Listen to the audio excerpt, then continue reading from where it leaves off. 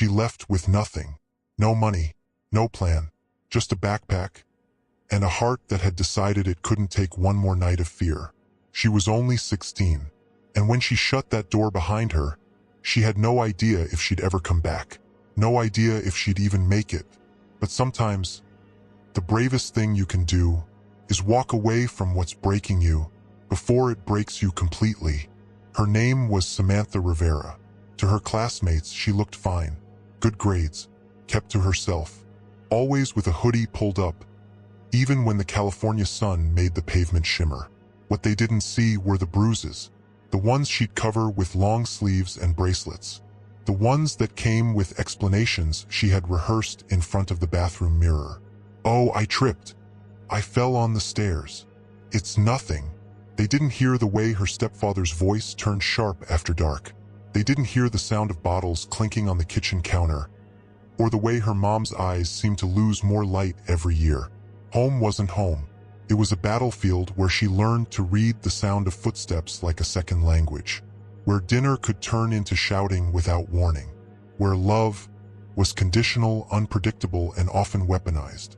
She learned early, don't speak unless spoken to, don't draw attention, stay in the shadows, survive. But survival has a cost. Every day, a little more of her was shrinking, until one night, it stopped being about how much she could take. That night started like any other. Her stepfather came home late. The shouting started in the kitchen. Something glass shattered against the wall. Samantha froze in her room, heart pounding, hands gripping the edge of her bed. But then, she heard something in her mother's voice she hadn't heard before. Not just fear, something like resignation, like she had already given up. And in that moment, Samantha realized if she stayed, she might never make it to 18. She might end up just like her mother, alive but not living. The thought hit her like cold water. By midnight, the rain was falling hard, soaking the streets outside. She moved quietly, stuffing a few clothes into a backpack. Grabbed the cash she'd been hiding from her part-time job at the diner. Her hands trembled as she slipped out the side door. She didn't look back, not because she didn't care, but because she knew if she saw her mom's bedroom light, she might turn around. The air was sharp with winter cold. Her breath came out in clouds. She kept walking. Hours later, she found herself at the bus station. The fluorescent lights buzzed overhead. The woman behind the ticket counter eyed her carefully. "You okay, sweetheart?" she asked. Samantha's throat tightened. "No, I'm not okay," but she forced a nod. She asked for the cheapest ticket to anywhere. 2 hours later, she was in a different town, wrapped in the unfamiliar smell of bleach and detergent at a women's shelter. The bed was lumpy, the blanket was thin, but for the first time in years, no one was yelling. No doors slammed in anger. The silence was so strange, it felt almost holy. Life at the shelter wasn't easy. There were rules, curfews, shared bathrooms. She ate dinners with strangers who carried their own ghosts, women with tired eyes, kids who flinched at loud noises. At night, she'd lie awake, staring at the ceiling, wondering if she'd made the biggest mistake of her life. She missed her little brother, missed the smell of her mom's cooking when things were good, missed the tiny moments of peace between storms. But she didn't miss the fear. Her days became a blur of shelter chores, looking for part-time work, and figuring out how to stay in school without a home address to put on forms. Some teachers noticed she was wearing the same 2 hoodies. One asked if she was okay. She said she was fine. She wasn't. One afternoon, she was called into the office. The school counselor, Mrs. Thompson, didn't waste time.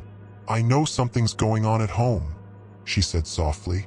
"You don't have to tell me everything, but if you want to stay in school, we have options. There are people who can help." It was the first time someone had said help without making her feel small. With Mrs. Thompson's help, Samantha got into an independent study program. She could keep her grades up while working evenings at a local coffee shop. First, she just kept her head down, made lattes, swept floors. But over time, the regular customers learned her name. One elderly woman, Mrs. Green, would sit by the counter every Friday and ask about her week. "You're stronger than you know, kid," she'd say, handing over a tip folded into a little paper star. Samantha started saving those paper stars in a jar. Her life was still hard. She was balancing school, work, and the constant ache of not having a real home. But the jar was proof. Proof that there were people who saw her. By the time she turned 17, Samantha had saved enough for a tiny studio apartment. It was barely big enough for a mattress and a second-hand table, but it was hers. No yelling, no broken glass, no walking on eggshells. She painted one wall yellow because she read somewhere that yellow made you feel hope. She still carried the scars. The nightmares didn't vanish. But now she was building a life on her own terms. One afternoon, while sorting through mail, she saw a letter she almost didn't open. It was from a local youth advocacy center. They were offering her a chance to join a mentorship program, not as a student, but as a mentor for teens leaving unsafe homes. She held the letter in her hands for a long time. Her mind flashed back to the night she left, the cold air, the bus station lights. She knew if she said yes, her life would change again. But in a way she wasn't sure she was ready for. She stared at the letter, heart pounding, and then she picked up the phone. The shelter had been her safety net, but it was never meant to be her home. Over the years, Samantha found her footing. Small apartment, steady job, friends who didn't raise their voices in anger. And yet, there was a restlessness inside her. She'd escaped, but what about the ones who hadn't? It came in the form of a letter from the youth center 2 towns over. They wanted her to mentor teens in crisis, kids who were living the life she used to wake up to. She sat with the letter for 3 days, her fingers tracing the words, her heart flipping between yes and I can't. Finally, she called Mrs. Thompson, the school counselor who had once been her lifeline. "I don't know if I'm ready," Samantha admitted. "You don't have to be perfect," Mrs. Thompson said. "You just have to be there. The fact that you're still here, that's enough." The center was nothing like her old home. Walls painted bright blue, a kitchen that always smelled like cookies, voices that never rose in anger.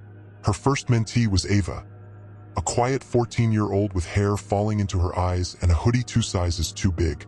They sat in the corner for what felt like forever. Then Ava asked, barely above a whisper, "Did you ever live somewhere you were scared to go back to?" Samantha swallowed hard. "Yeah," she said softly. "I did." Weeks passed. Ava kept coming back. So did other kids. They told her pieces of their stories, enough for her to know they were still in survival mode. Samantha didn't try to fix them. She just listened. And when they wanted, she shared her own story. Not the pain in detail, but the proof that leaving didn't mean you'd be alone forever. One afternoon, Ava brought a drawing, a small bird flying out of a cage. Samantha smiled. "That's beautiful," she said. Ava shrugged. "It's you." A month later, the center director asked her to speak at their annual fundraiser. Her first instinct was to say no. Speaking out meant remembering. Remembering meant hurting. But the night of the event, she stood on stage anyway. Her voice trembled at first. She talked about fear, about leaving with nothing, about how silence was its own kind of prison. And then, she talked about freedom, about sitting in a shelter bed for the first time and realizing no one could hurt her there, about Ava and the way her eyes lit up when she talked about photography, about the belief that safety isn't just a place, it's the people you choose to keep close. By the end, there were tears in the room. Not pity, understanding. After the event, Ava ran up and hugged her. "You made me believe I can leave someday too," she whispered. Samantha smiled through her tears, not because Ava was leaving, but because Ava finally believed she could choose. That night, Samantha walked home under a quiet sky. For the first time, she realized she wasn't carrying the weight of the past. It was still a part of her, but it didn't own her anymore. She had left with nothing. Now, she had everything that mattered. Safety, purpose, and a life she'd built herself. And as she turned the key to her apartment door, she knew one thing for sure. She would never walk out of her own life again. If Samantha's story spoke to you, if you've ever had to walk away from something that was breaking you, know this: you are not weak for leaving. You are strong for surviving. Drop a red heart in the comments if this story moved you. Share it with someone who needs the reminder that they are worth more than the pain they're carrying. And if you want more real stories of courage, resilience, and hope, hit subscribe. Your next chapter could start with the next video you watch.